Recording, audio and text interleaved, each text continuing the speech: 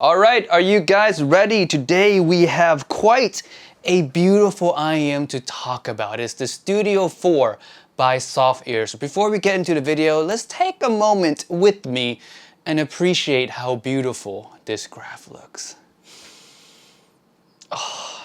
Stunning, isn't it? Hey friends, welcome back to another video on Thieaudio. Today we have the Studio 4 by Thieaudio, and luckily I got that. Thieaudio, please don't kill me. But yes, the Studio 4 is downright amazing. Let's just rip the bandage right away. It sounds really good, especially if you love neutral and balanced signature. The Studio 4 basically executes that the best under $1,000. The only other IEMs that execute this signature, I would say as good, if not better than the Studio 4, would be the Monarch Mark II. I would put this in the same league as like Oracle MK1 or even Moondrop variations. Some of you guys might put one above each other, and that's perfectly understandable, but in essence, they belong in the same conversation. But now that I got all of you guys excited, let's jump into the sound breakdown, shall we? Starting with the bass. Now, the bass on the Studio 4 does come across punchy, believe it or not. It doesn't look like it has that much bass,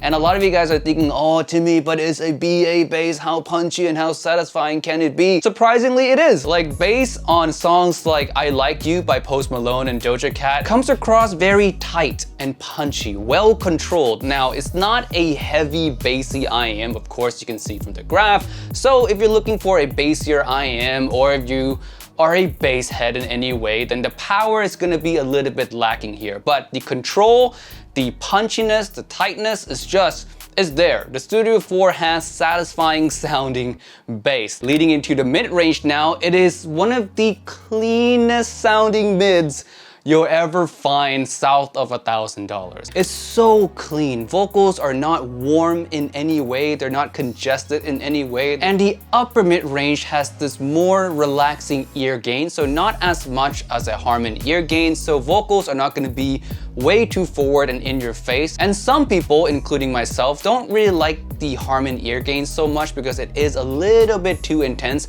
I feel like the ear gain on Monarch Mark II and the Studio 4 is perfect. Just a sweet spot between relaxing and energetic, if you will. And on to an even more beautiful part of the Studio 4 is the treble area. The decay, the tail ends of the vocals and instruments just comes across so smooth. Like, the timbre is natural. Not as natural as the Monarch Mark II. I feel like the Monarch Mark II still edges out the Studio 4 a little bit, and that's mainly due to the air region, where the Studio 4 has a little bit more air, so you feel a slight graininess, if you will, when compared to the Monarch Mark II. In a vacuum, the Studio 4's timbre is some of the best you'll find out there on the market. Again, south of $1,000. Now, having said all of that, let's quickly recap, shall we?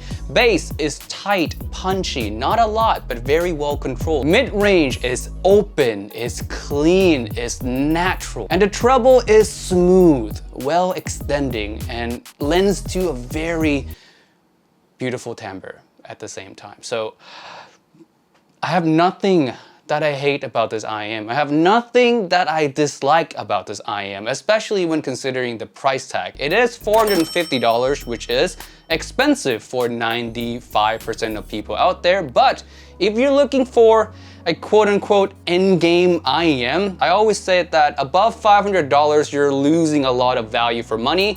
And that's still absolutely true. Because there are IEMs like the Mangird Xenns Top, the Moondrop variations, the Oracle MK1, and now the Studio 4 that competes with in-game IEMs for around half of their price. And the Studio 4 coming in the cheapest out of all of those IEMs that I mentioned. Now, should you pick the Studio 4 over IEMs like the variations, the Xenns Top, the Oracle MK1?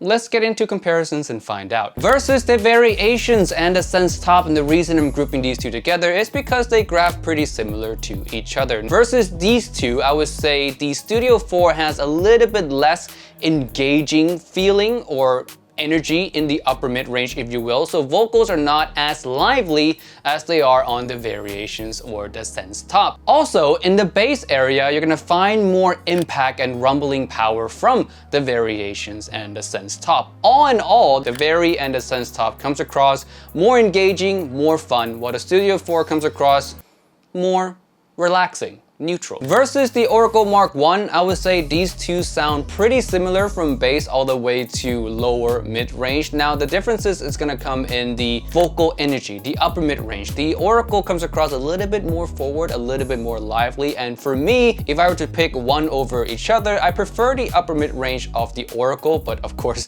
Oracle is an IEM that I deem to be the best mid-range ever, so it's kind of hard to compete with that. The area that the Studio 4 wins though is easily in the treble. The Studio 4 sounds smoother, more natural in its decay, while still having treble nuances present, so it's not lost or anything, it's not dark in any way, just a natural and smooth sounding treble, as opposed to the Oracle Mark 1's more in your face and more grainy presentation. All in all, if you're picking between the variations, the Xenns top, the Oracle Mark 1, and the Studio 4, I would say if you want something more intense and more engaging, then I suggest the variations or the Xenns top. If you want something more relaxing, then you go for the Oracle Mark 1 or the Studio 4. Now, as a total package, if you're looking for something more relaxing, I actually recommend the Studio 4 over Oracle Mark 1. I know, it's blasphemy. Although I do love Oracle Mark 1's upper mid-range, that's kind of most of what it has going for it, while the Studio 4 as an IEM feels much more complete. The bass for me sounds punchier on the Studio 4 than the Oracle Mark 1 as well, and of course again the treble is much better. So Studio 4 for me is just the better IEM, not to mention it is cheaper. Oh yeah, I almost forgot, technical performance scale, this lands right around the Timeless, yes, which is the same area as I would put the Monarch Mark 2. So final verdict for the Studio 4, it gets a big green thumbs up from me, even 2 green thumbs up actually, because it is just that good, especially for the price. If you're looking for something balanced, natural sounding with an open, clean mid-range, still tight, punchy bass, and a very smooth treble, basically all the good qualities you can have in a balanced sounding IEM, then look no further than the Studio 4. $450 is a steal. And with all that being said, thank you so much for watching this video all the way to the end. I would like to thank my Patreon subscriber now. For the $9 tier, we have Bard, Chadwick, Go210, K, Norm, Robert, Suniro, and the $18 people, Dr. P, Geeky Audio, Kirk, Mason, Paul, and Sar. Thank you so much for supporting the channel. If you guys want to support the channel yourself, link to Patreon is down below, and I'll see you guys in the next review. Peace out. Bye.